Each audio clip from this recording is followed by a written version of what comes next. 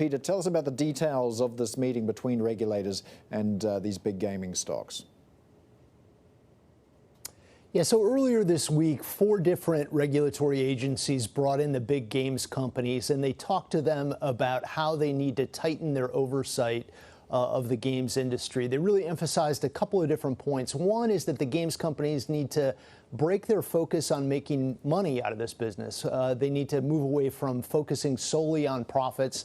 And then secondly, the games companies need to get on board with the government's agenda of breaking addiction to games among the country's youth. So we knew that China was tightening restrictions on the whole games industry. They imposed this rule where minors can only play for 3 hours a week, a very serious limit. So we knew that there were restrictions already in place, but this discussion with the regulators clarified that there's some very tough talk about how the games companies need to get on board with helping the government with some of these restrictions.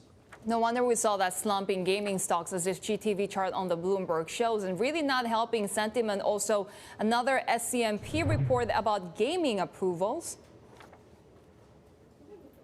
Yeah, I'm glad you brought up the South China Morning Post report. Originally, they reported that there was going to be a freeze on the approval of new games within the whole China games industry. The newspaper later corrected that report and said there is not a freeze. They're actually going to slow down the approvals of games. So that distinction is pretty important. Back in 2018, there was a freeze on game approvals that hit the share prices, the businesses of these games companies, particularly Tencent, pretty hard. So at first, people thought this was going to be as serious as back in 2018.